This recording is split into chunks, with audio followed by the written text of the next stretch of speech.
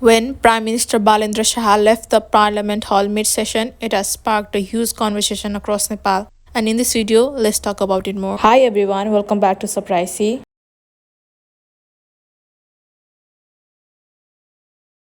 So what happened was on May 11, 2026 Monday, Parliament को session थियो जहाँ सम्माननीय राष्ट्रपति रामचन्द्र पौडेलज्यूले जोइन्ट सेसनलाई एड्रेस गर्दै हुनुहुन्थ्यो. As far as it seems, it looks like it was related to the budget for the upcoming fiscal year. That's when Prime Minister Balendra Shah left the hall mid-session. From various media articles, it mentioned PM Balen'S Shah left the session when President was addressing to the joint session. But from the available social media clips of House of Representatives session tells another story.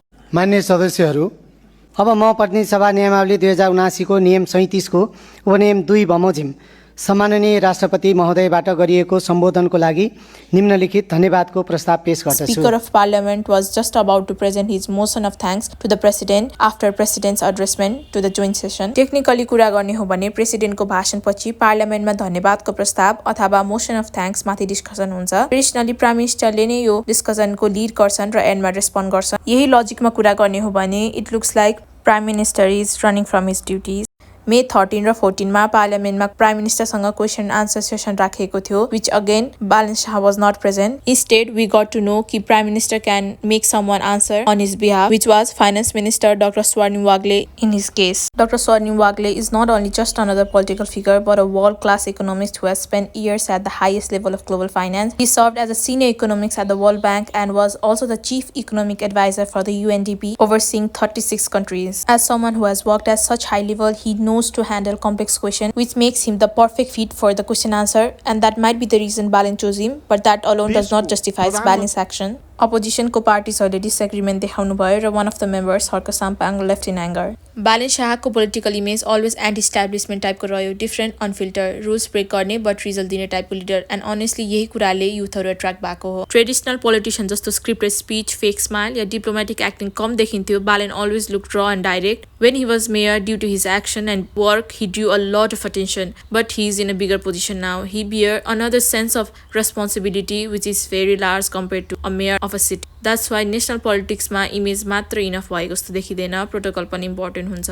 Because नेपालको पोलिटिक्समा disrespect, chaos, corruption, workout, fight यो सबै नयाँ कुरा होइन. We are not promoting it either. तर difference के छ भने people had higher expectation for Balen, very high expectation. When you become the hope of you, people जज यु डिफ्रेन्टली. नर्मल पोलिटिसियनले गरेको मिस्टेक इग्नोर हुन सक्छ अर यति धेरै अटेन्सनमा नआउन सक्छ, बट बालेनले सेम कुरा गर्दा हेडलाइन बन्छ. Another controversial topic became his behavior and attire. Some critics said his body language looked careless, some called it overly casual from a prime minister, but then again supporters replied, leader को काम हेर्नुपर्छ कपडा होइन, and honestly यो debate पनि interesting छ. Should leadership be judged by protocol and presentation or only by work and result? Social मिडियाको कमेन्ट्सहरू हेर्दा के नोटिस गर्न सकिन्छ भने even many supporters weren't blindly defending him this time. Many people were saying we still support Balen, but this move was unnecessary, and I think that says a lot because true supporters they criticize पनि गर्छन् when needed. Now let's talk about another angle. Some people think this wasn't just about disrespect. They think Balen purposely avoids traditional political culture, like he wants to show that he is different from old leaders. No fake formalities, no performative politics, but the danger is if every institutional tradition is ignored, eventually people start questioning stability. यदि यो कुनै interview or meeting where it involves him as a person, not as the Prime Minister of Nepal, then the situation could be very different because it is his private life and it is completely up to his choice. But the scenario here is completely different because here he carries dual responsibility, MP and Prime Minister of Nepal. So given his position, his attire seemed little problematic. Balendra Shahको अटायरलाई लिएर नै one of the MPs ले केही भन्नुभएको छ. Let's hear. संयुक्त सदनमा राष्ट्रिय पोशाकको परिपालना गर्नुपर्ने हो कि होइन? चलन त्यसै चल्दैन, चलाएपछि चल्छ. हामीहरूले कस्तो चलन चलाउने हो यो देशमा? म सभामुख महोदय मार्फत यस विषयमा रुलिङको पोलिटिक्समा सिम्बोलिजम एकदम इम्पोर्टेन्ट हुन्छ. Sometimes working out sends a bigger message than speaking, अनि यही कुराले गर्दा कन्ट्रोभर्सी एक्सप्लोर भयो र यसकै रिलेटेड आएका केही कमेन्ट्सहरू. Let's read them.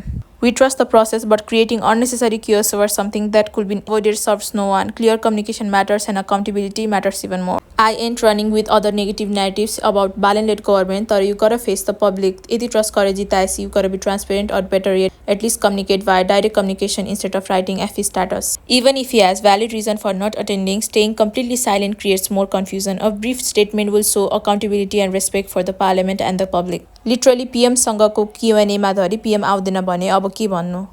यसरी कतिन्जेल चल्छ कि त भन्नु पर्यो सर्टन टाइम पिरियड इन्टरभलमा एड्रेस गर्छु भनेर। यो कन्ट्रोभर्सीले अर्को इम्पोर्टेन्ट कुरा पनि देखायो, नेपाली युथको पोलिटिक्स इमोसनल लेभलमा पुगिसक्यो। People are deeply invested now. Before धेरै युथ पोलिटिक्सबाट डिस्कनेक्टेड थिए, but now every move becomes viral, every expression becomes debate. And honestly whether you support Balen or not, one thing is true. After the Gen Z protests, he played very significant role in changing Nepali political attention. People who never watched parliament clips are now discussing parliamentary etiquette on Facebook and TikTok. That itself is crazy. Social media मा available clips हरु हेर्दा बालेन शाहले concerning bodyलाई inform गर्नु भएको जस्तो देखिन्छ। One of the MPs from opposition party Harka साम्पाङले Balen शाहको राजीनामा माग्नु भएको छ, which seems bit exaggerate. नेपालको political environment already extremely polarized छ. If you criticize someone, instantly people think, oh, you must support the other side. But constructive criticism र hate एउटै कुरा होइन. It won't be fair to assume leadership को सबै decision perfect हुन्छ or सबैले positive outcome नै ल्याउँछ. Sometimes even popular leaders make moves that confuse supporters. The real test is how they respond afterward. After the controversy exploded, many people expected clarification, explanation or direct response. And for Balen'S Shah, who is known for posting his opinion on his Facebook status, complete silence created more narratives. यो सिचुएसनबाट चाहिँ एउटा कुरा notice गर्न सकिन्छ कि in modern politics optics matter. क्यामेराले capture गरेको single मोमेन्टले मन्थसम्म न्यारेटिभ क्रिएट गर्न सक्छ। And specially in Nepal where political trust already weak छ, people observe leaders very emotionally. Small gesture become huge discussion. One side is focused on protocol and parliamentary dignity, the other side is focused on results and anti-traditional leadership. यो कन्ट्रोभर्सीले एउटा healthy thing चाहिँ create गरेको छ, discussion. At least people are paying attention to parliament, accountability, political behaviour and democratic process. Years अगाडि यस्तो parliamentary topic viral भएको कमै देखिन्थ्यो। Now even teenagers are discussing constitutional etiquette on TikTok comment section. That's actually a huge shift. But at the same time, social media can also make everything too dramatic. Sometimes one moment gets repeated so much that it starts overshadowing bigger national issues, and that is exactly what's happening now. The world is already at chaos now. LPG, cooking oil, fuel को माथिको shortage, चीनी माथिको ban, these all are making everybody in tough situation now. And on top of that, this kind of situation that could be easily avoided are gaining more popularity than the ones that are actually concerning to our survival. Gen Z protest को झिल्को मात्र उड्दै गर्दाखेरि नेपालले world wide नै धेरै नै attention ग्राब गरिसकेको थियो र it grew even more and more after Gen Z protest happened. Selection of Prime Minister Sushila Karki, interim government form हुँदा, election campaign, Prime Minister Balen Shah हुँदा, क्याबिनेट फर्म हुँदा, एन्ड नाउ यो म्याटरको रिगार्डिङ इन्डियन एक्सप्रेसले समेत आर्टिकल लेखेको छ र उहाँहरूको बिगर फेसमा पोलिटिकल एन्ट्री ठूलो मासको सपोर्टको साथ भएको छ। That's why every decision made by this people matters a lot to the public because they are hope to you. यदि उहाँहरूले यसरी नै पार्लियामेन्टलाई डिस्टर्ब गर्ने, पब्लिकलाई एड्रेस नगर्ने, पार्लियामेन्टको यसरी सेसनमा नआउने and if they choose to silence, then पब्लिकको यो क्याबिनेट माथिको ट्रस्ट लङ लास्टिङ छ जस्तो देखिँदैन। Nepal has democratic system, that's why governing बडीले पब्लिकले केही कुरा मागिरहँदा त्यसलाई एड्रेस गर्न सक्नुपर्छ because it is their duty and responsibility. The ट्रिब्युनले हालेको आर्टिकलका अनुसार प्राइम मिनिस्टर बालेन शाहका नजिकका रहेका इन्डिभिजुअल्सहरूले बालेन शाह बिमारी वा फिजिकल्ली अटेन्ड गर्न नसक्ने सिचुएसन नभएको तर पनि उहाँले आफै नै चुज गर्नु भएको नआउने भनेको छ र केही समयपछि पोलिटिकल एडभाइजर असीम शाहले प्राइम मिनिस्टर अनवेल रहेको कुरा क्लेम गर्नुभयो तर पछि उहाँले स्टेटमेन्ट नै डिलिट गर्नुभयो। कसैले केही क्ल्यारिफाई गर्नुभएको छैन अझैसम्म, so we don't know the actual reason. नेपालको इतिहासमा दशकमा आन्दोलन जनआन्दोलन हुँदै आएको छ र ती आन्दोलन हुनु पछाडिका कारणमा पनि सिमिलर प्याटर्नहरू पाइन्छ। यसपालिको आन्दोलनपछि पनि पहिला जस्तै जनताले चाहेकै सरकार नै निर्माण भएको छ र यसपालि जनताले आफूले चाहेका व्यक्तित्वहरू नै पावरमा आए पनि उनीहरूलाई आलोचना गर्न भने छाडेका छैनन्, जुन राम्रो कुरा पनि हो किनकि आलोचना नगरेमा इतिहास फेरि दोहोरिन्न भन्न सकिँदैन। कुनै लिडरलाई blindly defend or blindly attack गर्नुभन्दा maybe the better approach is balance, support good decision, questionable action and keep discussion mature. In democracy, criticism is not automatically hate and support should not mean silence either.